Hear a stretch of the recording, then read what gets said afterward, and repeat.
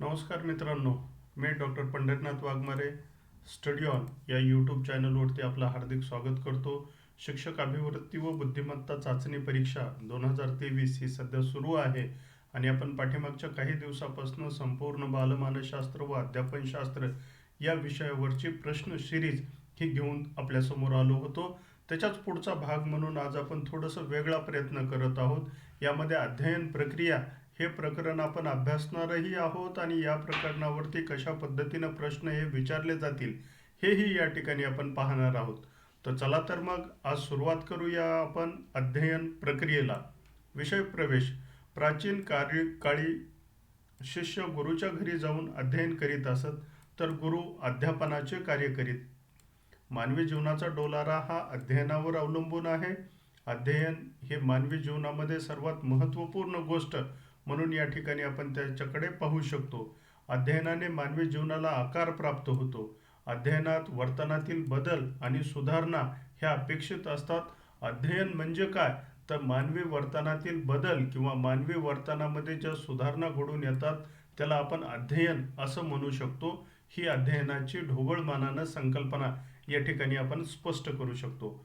वर्तनाला आकार प्राप्त करून देण्यात अध्ययनाची प्रत्यक्ष अप्रत्यक्ष भूमिका ही महत्त्वपूर्ण असते. कारण की अध्ययन हे मानवी वर्तनाला योग्य असं बदल करून देतं किंवा वळण देतं. मग याच्यावरती जे काही प्रश्न विचारले जाणार आहेत ते कशा पद्धतीचे विचारले जातील, तर प्रश्न पहिला. प्राचीन काळी शिष्य रिकामी जागाकडे जाऊन अध्ययन कार्य करीत असत. गुरुकडे, शाळेत, बागेत आणि आश्रमात. याचं उत्तर आहे पर्याय क्रमांक 1, गुरुकडे जाऊन अध्ययन करीत असत. प्रश्न क्रमांक 2, मानवी जीवनाचा डोलारा कशावरती अवलंबून आहे.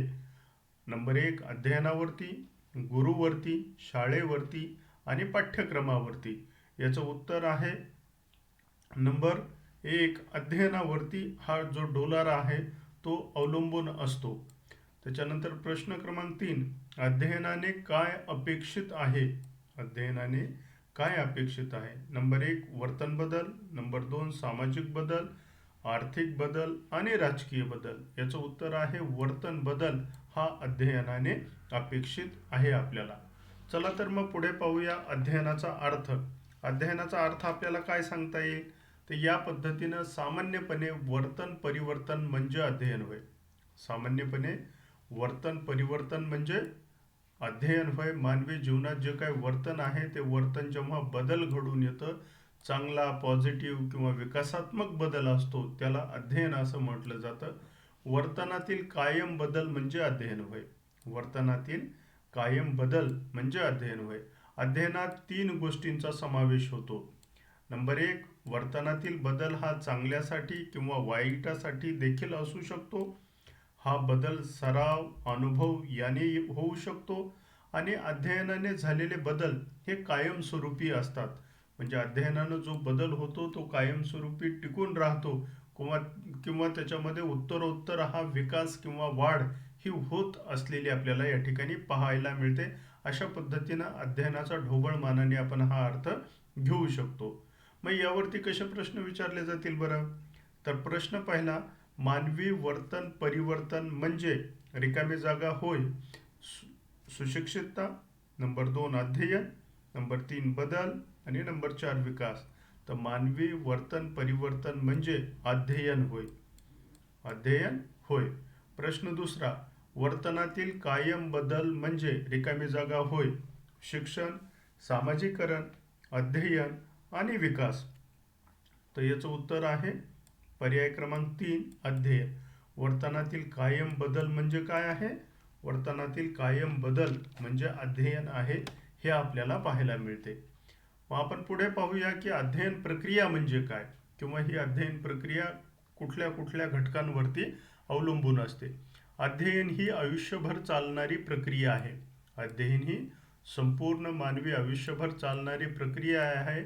आपण असं म्हणतो की अध्ययन हे मनुष्याच्या जन्मापासून सुरू होतं आणि मनुष्याच्या मृत्यूपर्यंत ते चालत राहतं किंवा मरेपर्यंत मनुष्य प्राणी काही ना काही गोष्टी ह्या शिकत असतो. ती व्यक्तीच्या आयुष्याबरोबर सुरू होते आणि आयुष्याच्या शेवटी संपते. यात कायम बदल, समायोजन आणि विकासाचा समावेश असतो. म्हणजे जसजसं मनुष्याचं जीवन हे वाढत जातं तसतसं त्याच्यामध्ये बदल, समायोजन आणि विकास या गोष्टी आपल्याला पाहायला मिळतात. अध्ययन प्रक्रियेत प्रेरणा किंवा ऊर्जा, आकर्षक उद्दिष्टे, त्या उद्दिष्टाची पूर्ती हे सम्मिलित असते. ह्या सर्व प्रोसिजरला अध्ययन प्रक्रिया असं या ठिकाणी म्हटलं जातं. मग यावरती कसा बरं प्रश्न विचारला जाईल, तर यावरती अध्ययन प्रक्रिया रिकामी जागा चालते आयुष्यभर, प्रसंगपूर्ती, समस्या सोडवण्यापुरती, वय वर्ष 20 पर्यंत. तर याचं उत्तर आहे अध्ययन प्रक्रिया आयुष्यभर चालते. अध्ययन प्रक्रिया आयुष्यभर चालते. पुढे आपण काही अध्ययनाच्या व्याख्या पाहूयात. ह्या व्याख्या अनेक मानसशास्त्रज्ञांनी सांगितलेल्या आहेत की अध्ययन कशा कशा पद्धतीनं होतं किंवा चालतं. यातमध्ये सर्वात प्रथम महत्त्वपूर्ण व्याख्या येते ती म्हणजे हेलगार्ड यांची. हेलगार्डने अध्ययनाच्या संदर्भात पुढील पद्धतीनं मत मांडलेलं आहे. परिस्थितीजन्य व्यक्तिवर्तनातील बदल म्हणजे अध्ययन होय. परिस्थितीजन्य व्यक्तिवर्तनातील बदल म्हणजे अध्ययन होय. हा बदल परिस्थितीतील त्याच्या अनुभूतीच्या पुनरावृत्तीने होतो.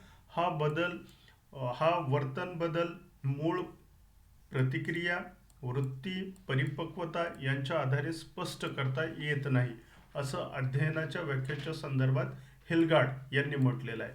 जे पी गिलफोर्ड काय म्हणतात अध्ययनाच्या संदर्भात, तर जे पी गिलफोर्ड म्हणतात अनुभवाच्या परिणामाने झालेला वर्तन बदल म्हणजे अध्ययन होय.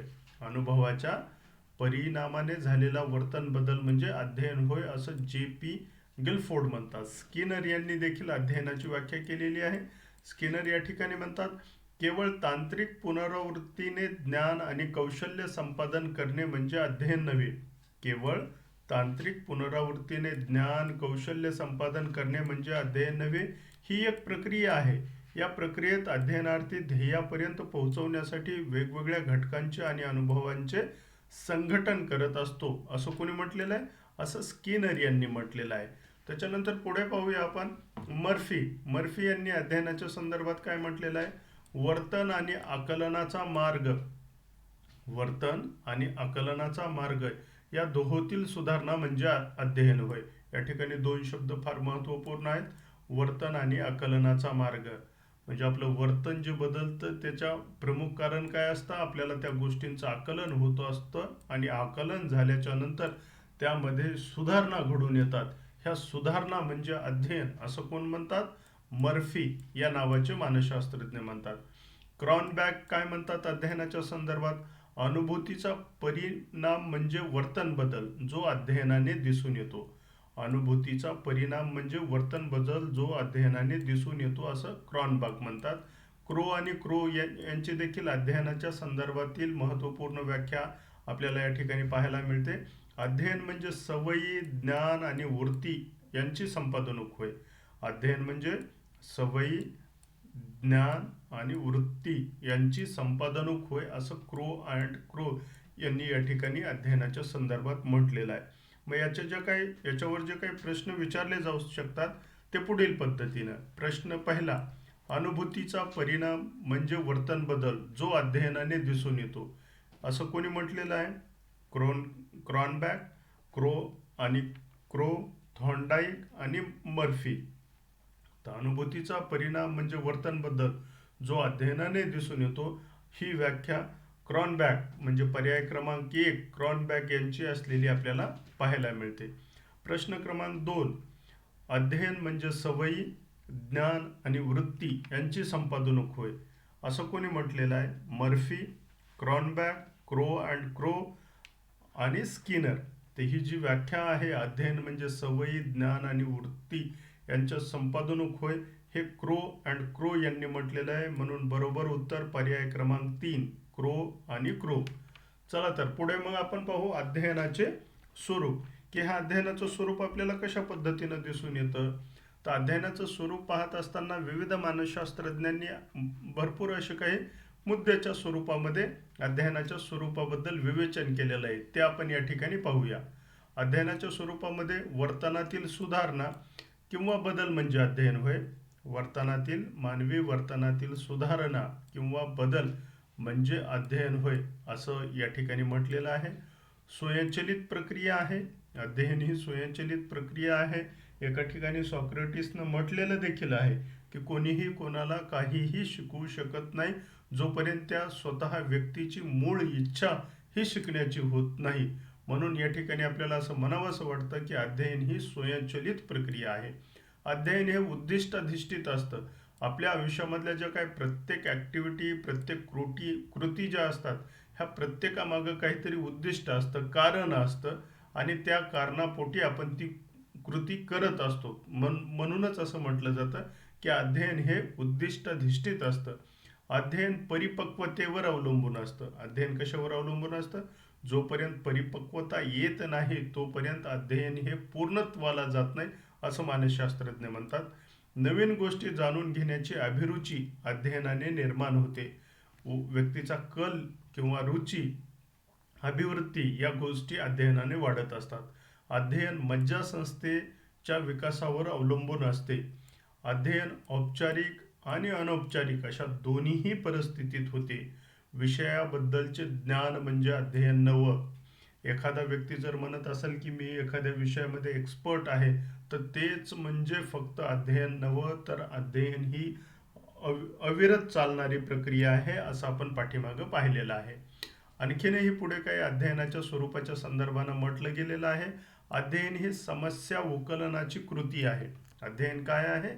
समस्या उकलनाची कृती. एखादी समस्या जर आपल्या पुढे आली असेल तर त्या समस्येला कशा पद्धतीनं उद्घटित केलं जातं, तिची कशी उकल केली जाते, हे कोण शिकवतं?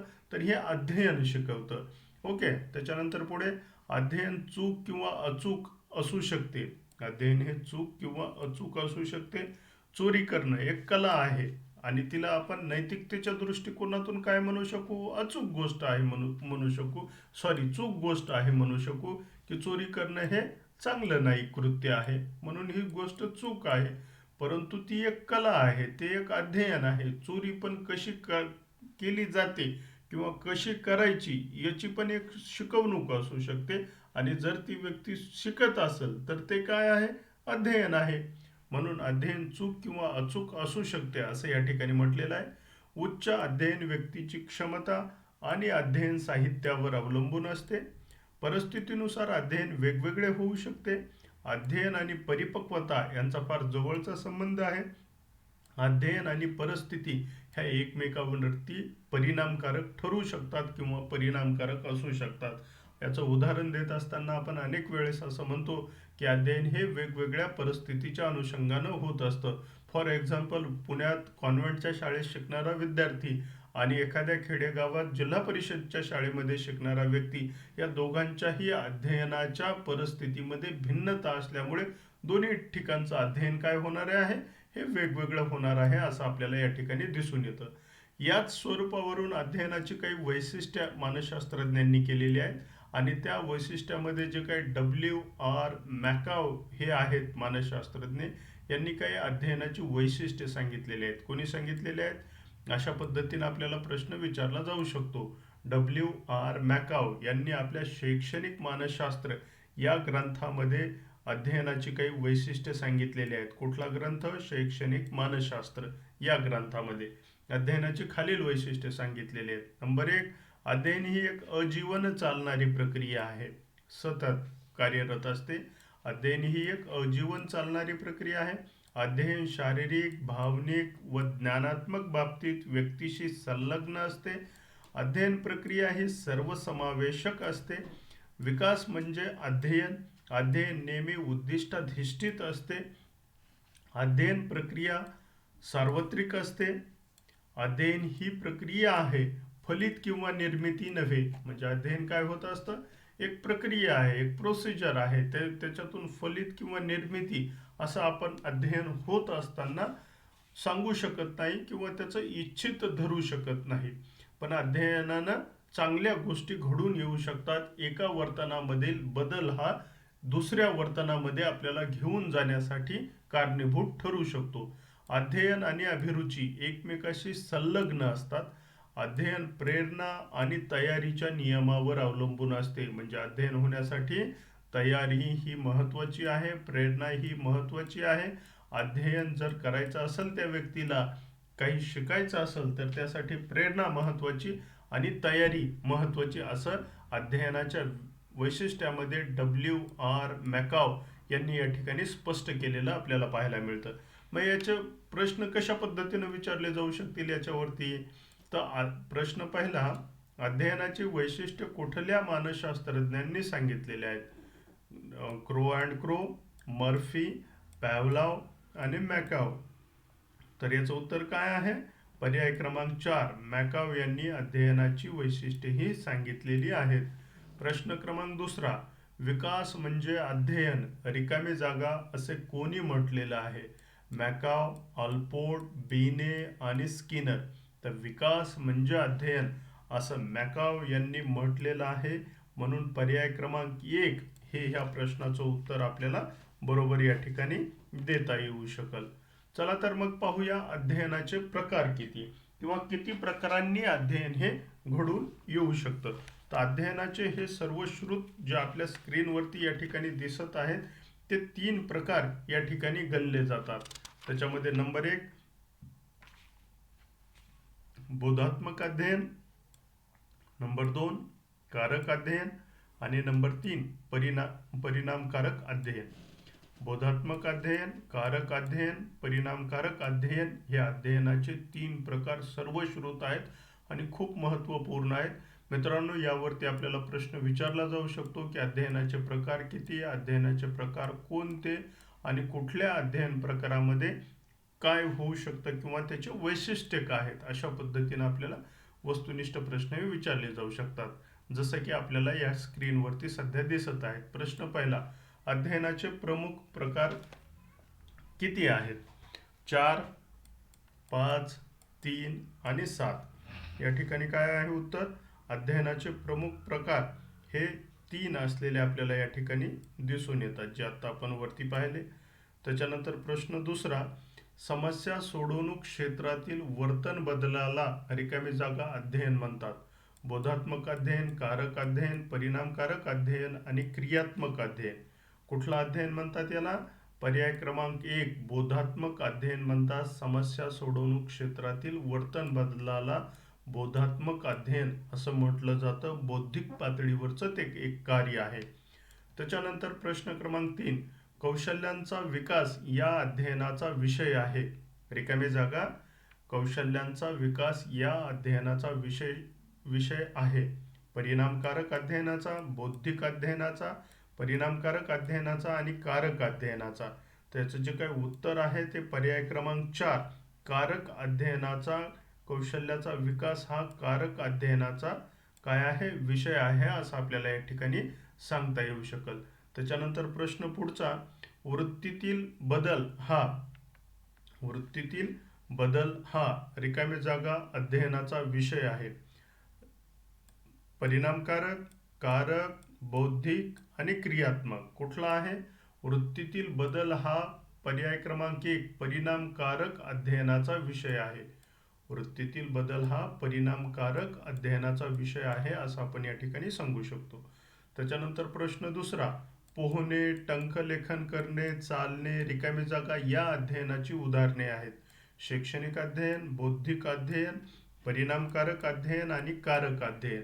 त्याचं उत्तर आहे पर्याय क्रमांक 4 कारक अध्ययनाची ही सर्व उदाहरणं आहेत. पोहणे एक कौशल्य आहे, टंकलेखन एक कौशल्य आहे, चालणे एक कौशल्य आहे किंवा क्रिया घडून यायला लागलेली आहे. म्हणून हे कारक अध्ययनाचे प्रकार किंवा उदाहरणे आहेत, असं आपण या ठिकाणी म्हणू शकतो. चला तर मग पुढे पाहूया अध्ययनावर परिणाम करणारे घटक. कुठकुठले घटक अध्ययनावर परिणाम करतात? तर अध्ययनावर परिणाम करणाऱ्या घटकांचे प्रमुख किती प्रकार पाडले जातात? 3 प्रकार पाडले जातात. लक्षात ठेवायचं आहे, या 3 प्रकारात याचं वर्गीकरण केलं जातं, जे खालील पद्धतीनं आपल्याला पाहायला मिळतं. नंबर 1 अध्ययनाची आंतरिक स्थिती, अध्ययनार्थीची आंतरिक स्थिती. नंबर 2 अध्ययन पद्धती आणि नंबर 3 विषयाचे स्वरूप. या 3 घटक हे अध्ययनावर परिणाम करणारे घटक असतात. अध्ययनार्थीची आंतरिक स्थिती ही जर चांगली असेल, उत्कृष्ट असेल, तरच काय होणार आहे? अध्ययन चांगलं घडून येणार आहे. अध्ययन पद्धती चांगली असेल तर समजायला बालकाला मदत होणार आहे.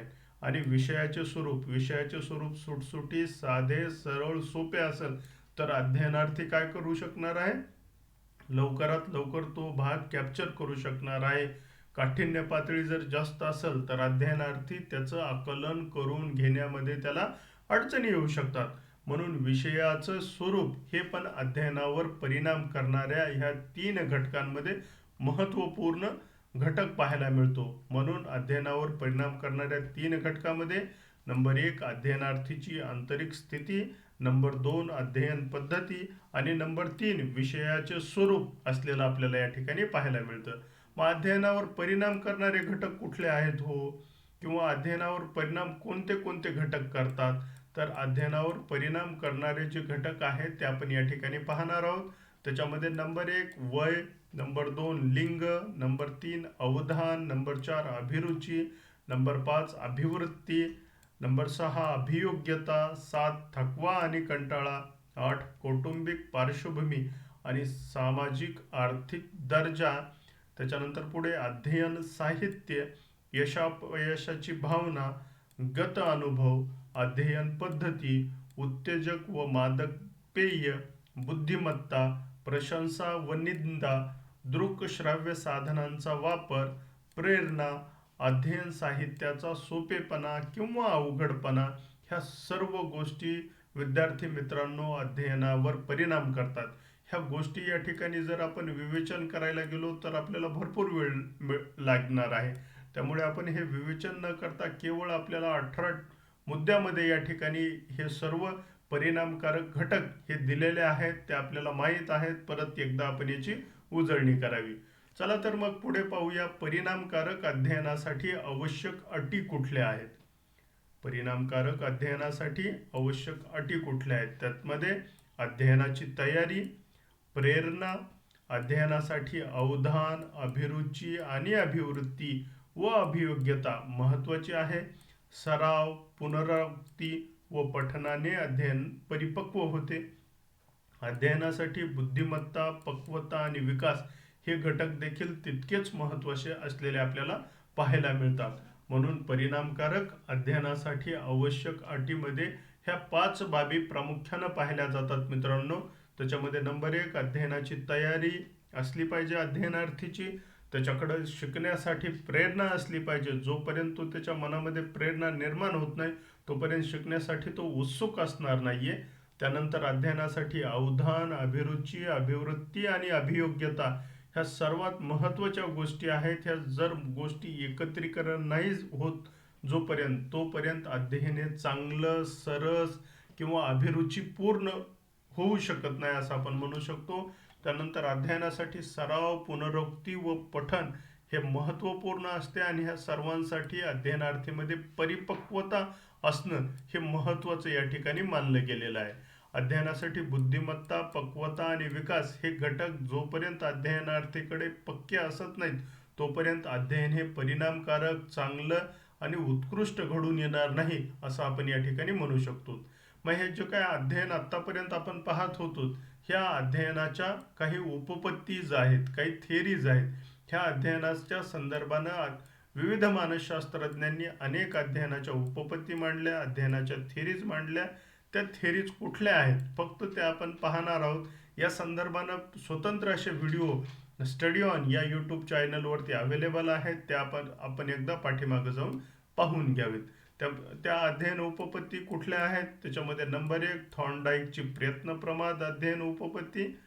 थॉर्नडाईकची प्रयत्न प्रमाद अध्ययन उपपत्ती, ट्रायल अँड एरर थिअरी असं त्याला म्हटलं जातं. नंबर 2 पॅवलॉवची अभिजात अभिसंधान अध्ययन उपपत्ती. पॅवलॉवची अभिजात अभिसंधान अध्ययन उपपत्ती. त्यानंतर वॅटसनची वर्तनवादी अध्ययन उपपत्ती.